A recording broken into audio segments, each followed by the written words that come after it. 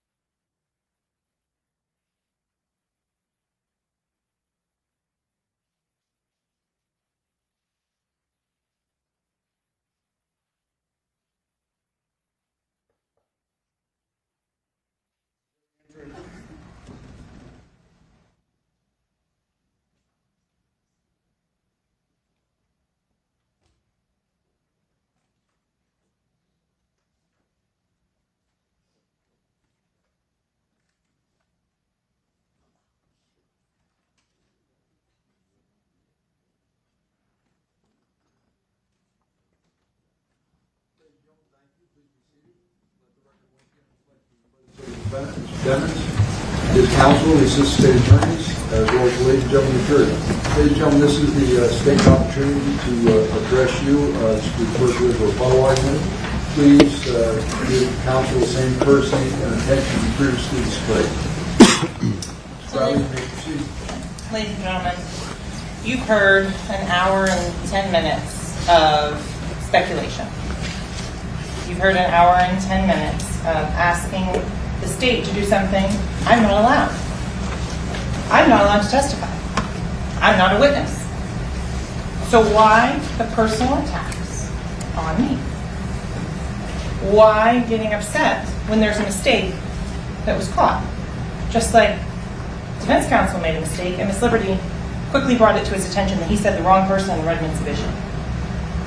There's a reason why there are multiple layers in place, why there are piece after piece of evidence that shows this defendant did that.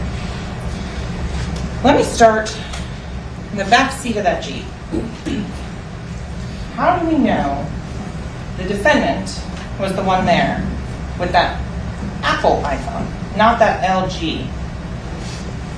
Well, here's a pretty good clue. That's an Apple phone charger going to the back seat right there, not an LG.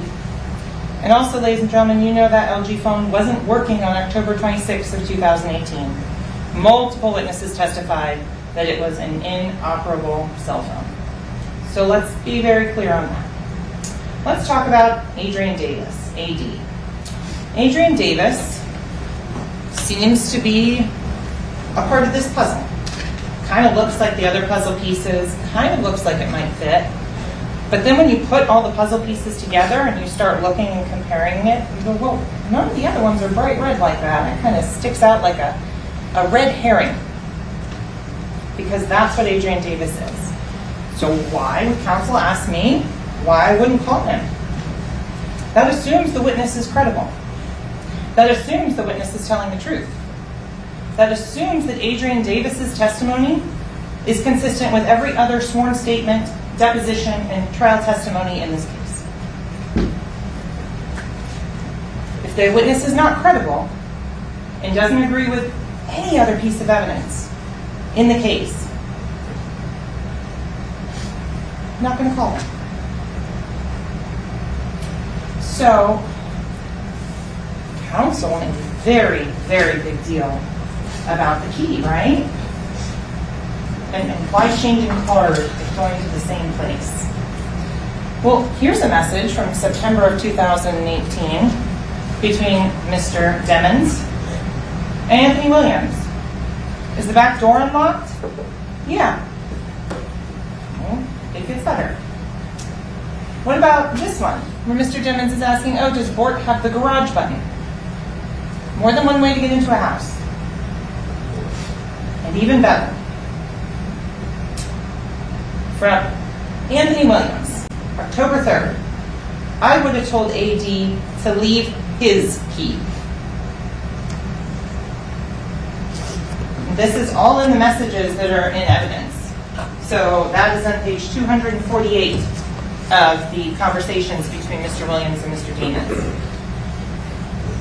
October 3rd, 2018. Tell AD to give you the key. Adrian Davis had a key. There's no question based on these messages. If you're going to make the argument, know the evidence. Because that is clearly contrary to all of the evidence on that. So, that's that community phone everybody used on that. I agree that the 9807 phone is accurate because it doesn't have any emotions, feelings, can't be paid off, it can't be in any way, shape, or form changed. It is what it is. So, to make sure that we're clear on all the aspects of the jury instructions, and Ms. Smith, I'm going to kind of to turn that on.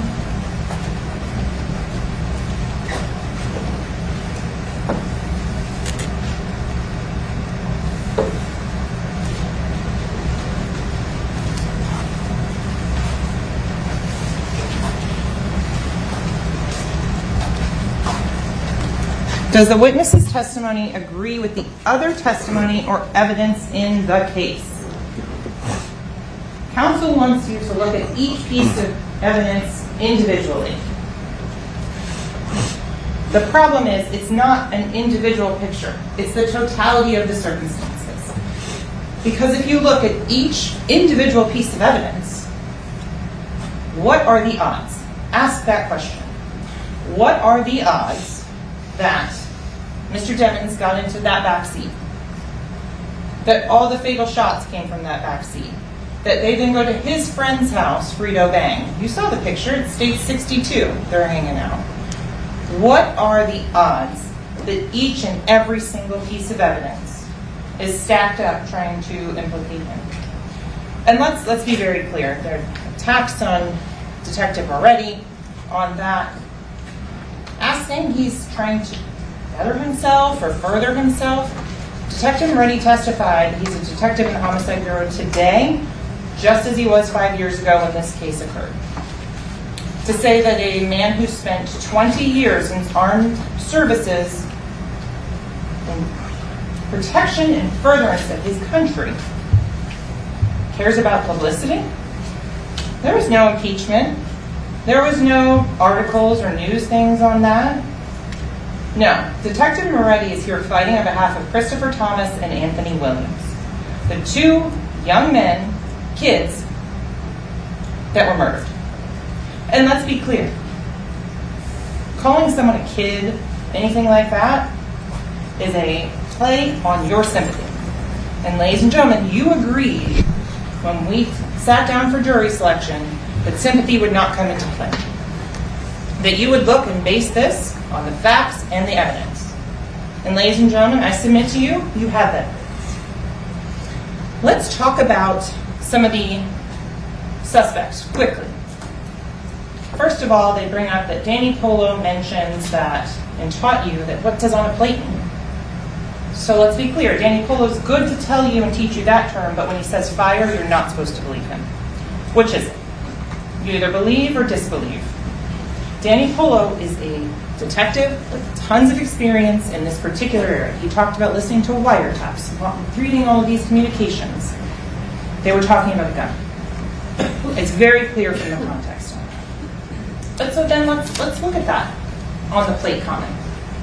When did that happen in those messages? February 6th of 2019.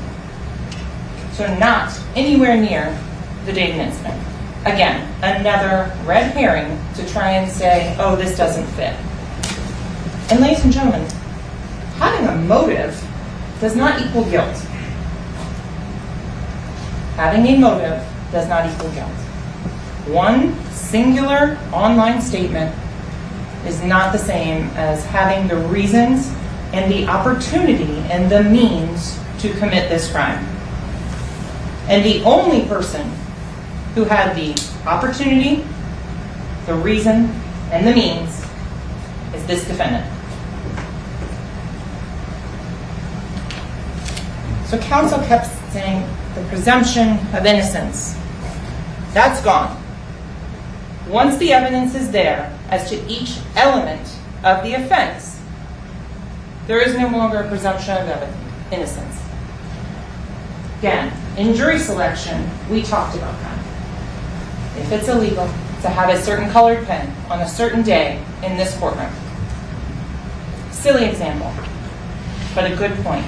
It doesn't matter what color my shoes were or what jacket I had on. It's the elements of the crime, and only as to the elements that the state has to prove. And it's only beyond a reasonable doubt. As we discussed, beyond a reasonable doubt is not all possible doubt. We talked about this. We discussed this at length. That as a juror, if you had 100% positivity as to what happened, you'd be up there on the witness stand. There will always be questions. That's why it's what the puzzle shows.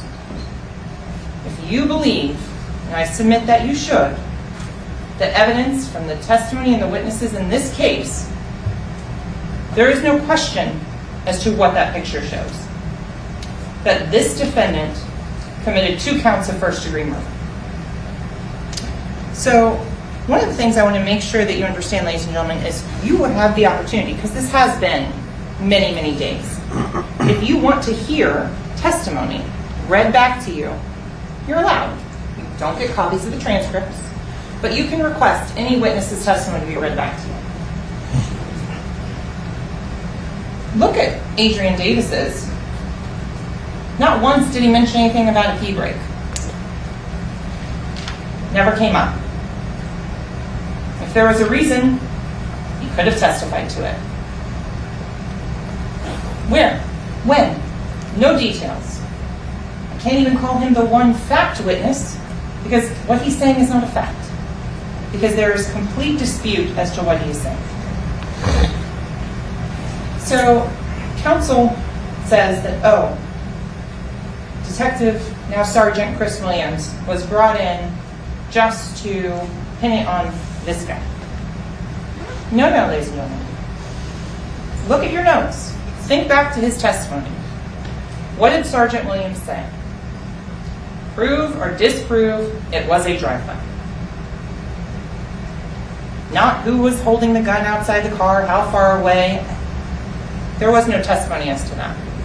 The testimony was what happened inside the car, what happened outside the car.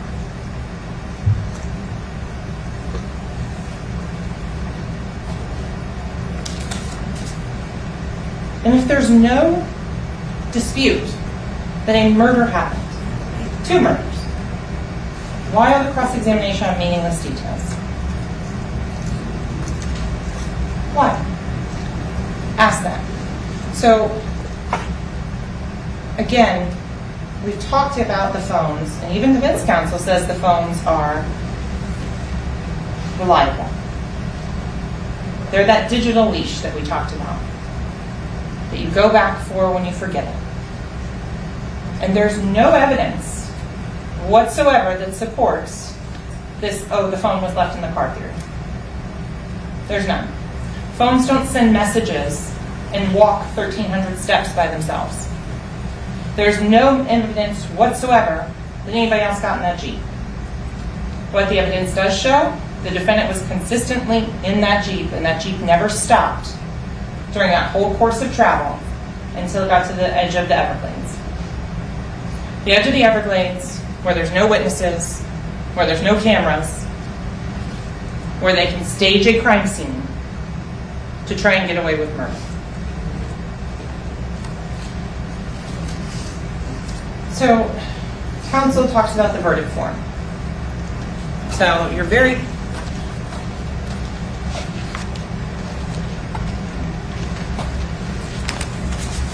There are options on the verdict form.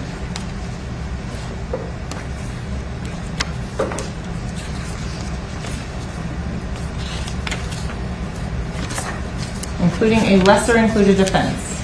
What does a lesser included offense mean? A lesser included offense is the smaller felonies that make up murder in the first degree.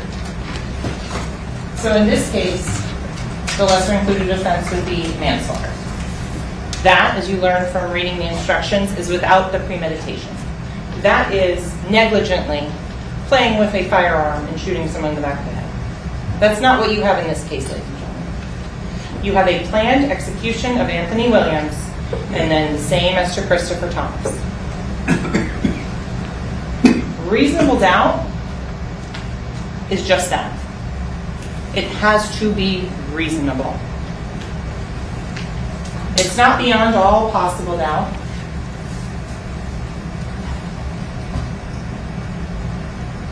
It is one that has to, you have a gut feeling that the defendant is guilty. You are not there on a search for doubt. That's not your job. You're to evaluate the evidence and determine whether or not the defendant is guilty in accord with the law. So, to go to that, and I'm stealing this from Mr. Howard's opening statement, jury service is not a group project. It is 12 individual opinions. So if you have been convinced beyond a reasonable doubt that the defendant is guilty of first-degree murder, you don't have to acquiesce to a lesser. If one person is not following the law and is not upholding their jury service, one person saying not guilty, that doesn't mean that's a verdict of not guilty. Mr. Adelstein answered that question for one of y'all during jury selection when he was asking questions. If you have an abiding conviction of guilt, the only appropriate verdict in this case is guilty of first-degree murder on 2 times.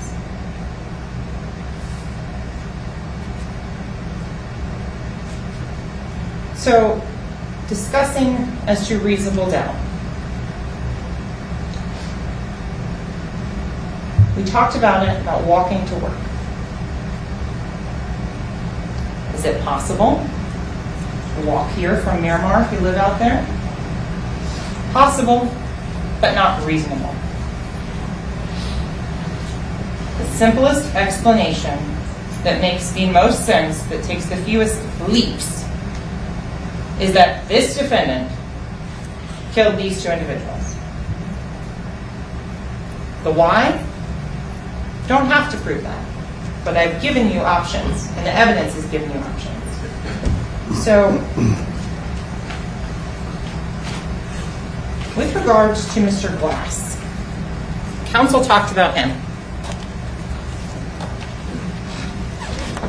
If Mr. Demons is at the house that morning, Objection to the name.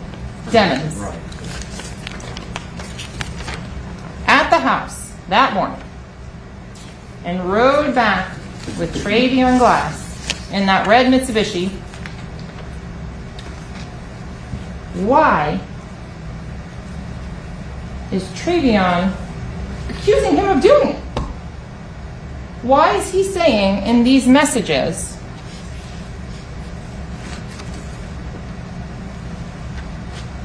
how would they ever think I did something like that?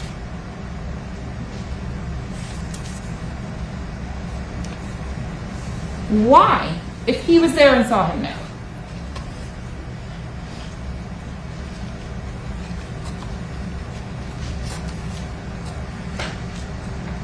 So, defense counsel talked about Brendan Collins. But I want to make sure it's clear for ladies and gentlemen that there's 2 different types of information. Brendan Collins testified that those other location points can be corroborated with other information. Surveillance video, things like that. So he's saying he's not using them because he's just doing the timing and things.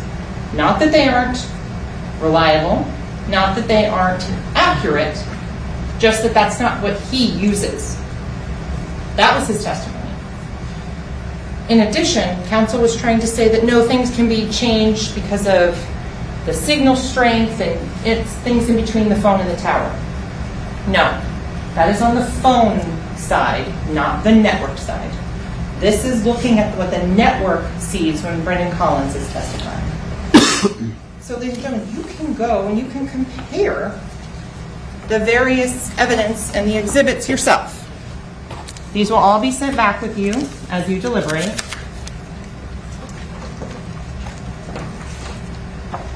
And you can look, for example, at the cash report, which is in evidence as State 65, right? This is the 772-713-9807 Demons phone. Well then, ladies and gentlemen, you can also look at what's been admitted into evidence as States 104. The drop pen. And don't take my word or the PowerPoint that I created to say that this works. Do it yourself. Line up the roads and see how everything overlays.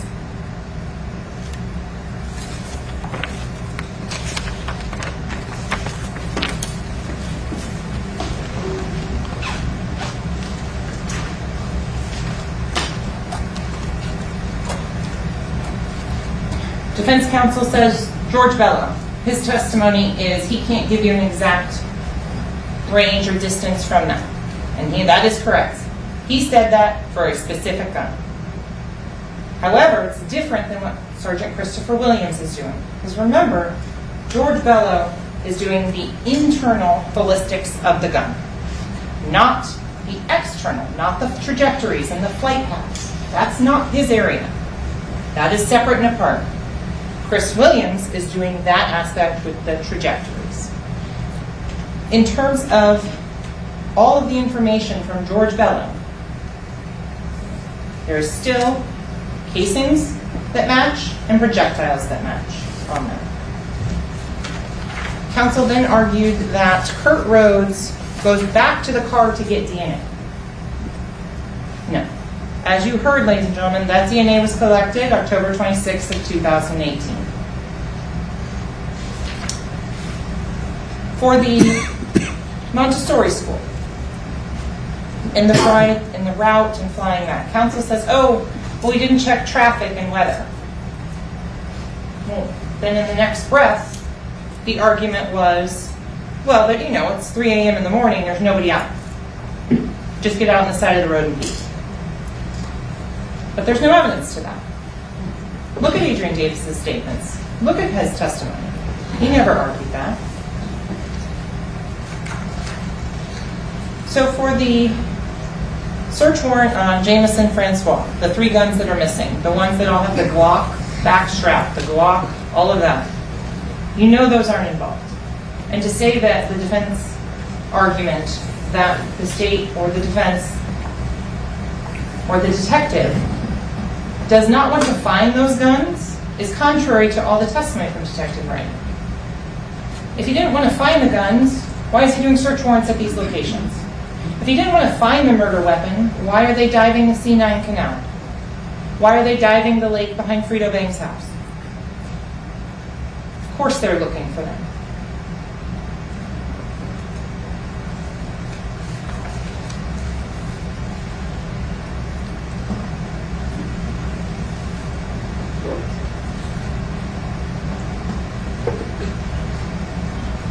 When you're looking at and saying, oh, he's a professional.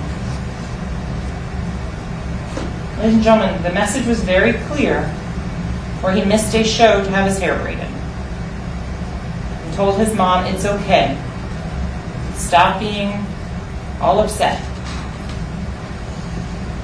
To go through a trauma like that, to shoot a video on someone's cell phone, and watch the cell phone video. I'm not talking about the Facebook Live one. I'm talking about the professional.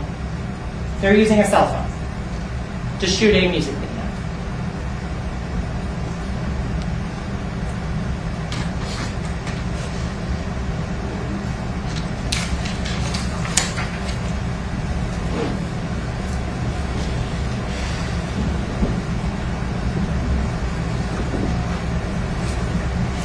This investigation went on for 5 years. Every lead was followed. Every warrant was written and then some. The only person every piece of evidence points to is this defendant. Ladies and gentlemen, the state has proven beyond a reasonable doubt Jamell Demons has committed 2 counts of first-degree murder. Thank you.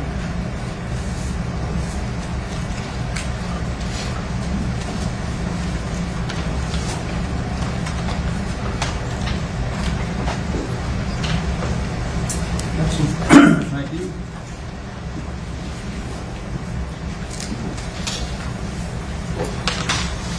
Ladies and gentlemen, we're back on your instructions on page 34, 3.13, submitting case to jury.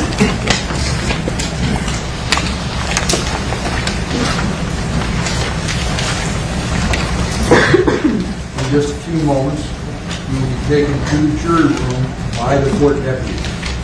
The first thing you should do is choose a foreperson who will preside over your deliberations.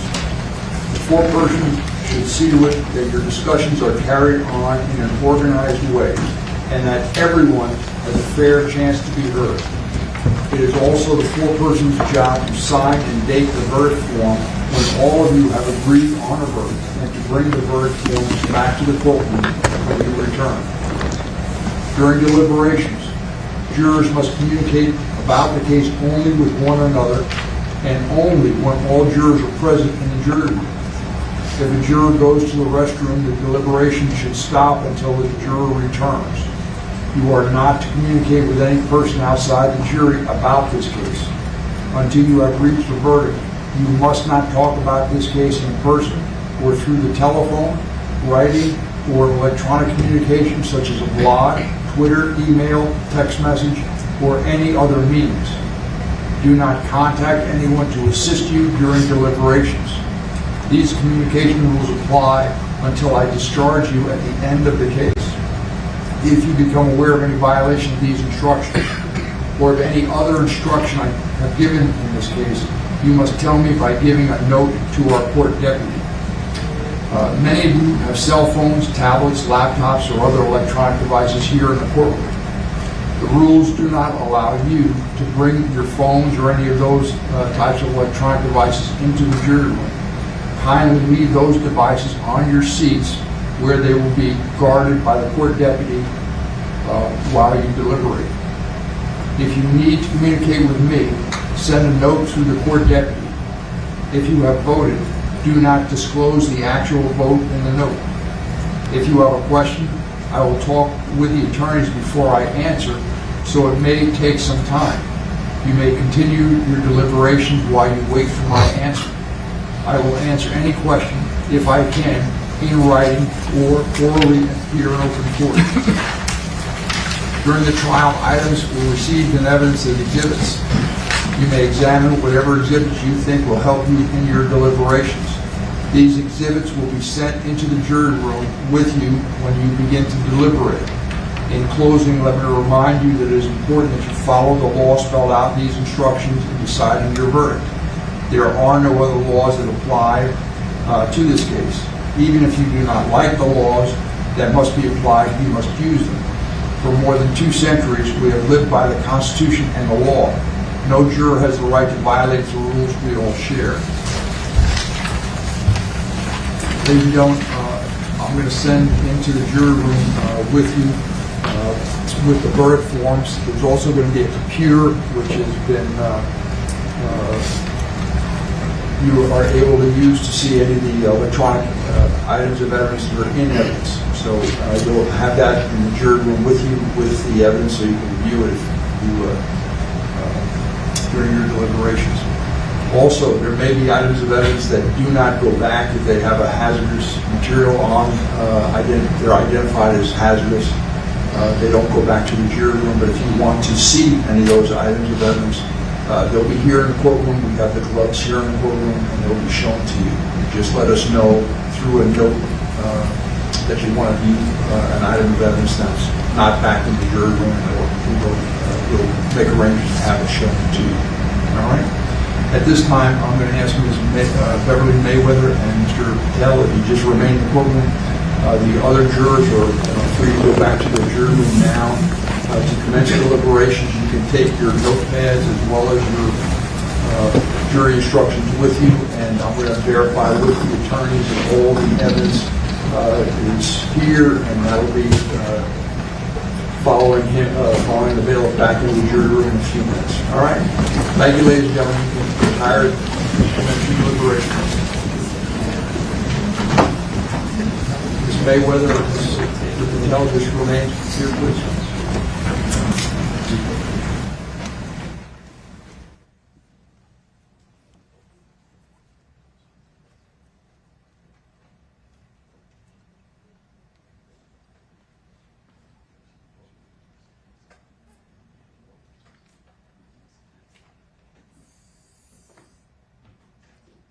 Thank you. Let the record reflect the jury stepped out. Counsel remain along with the defendant and the assistant state attorneys and our two alternates, Ms. Mayweather and Mr. Patel. You're not excused. You don't, unfortunately, as an alternate at this time, you're not going to go back in to deliberate. We may or may not need you to come back. We have your information.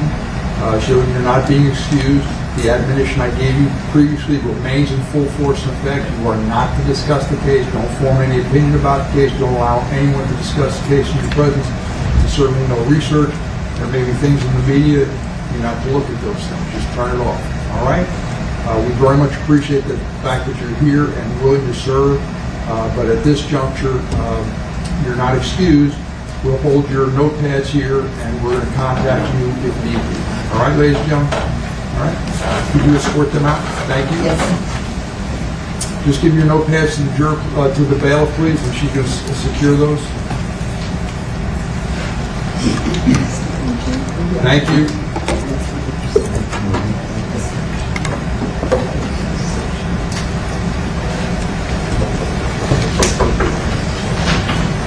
All right. Let the record reflect the two alternates who now also have been excused from the courtroom. Counsel remain along with the defendant.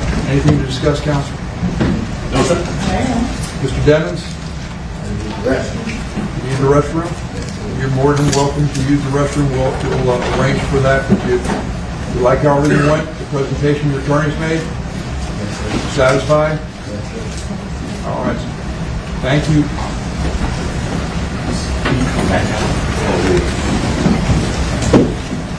We're not going to. You're not going to be here, so you won't come back.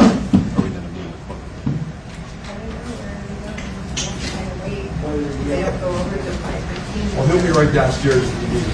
All right, so right now we're going to be in recess. Can you stick around? Yes. Talk off the record. Okay, he wants to stay. If you bring it back there. Well, let him go for a restroom break now. Yeah.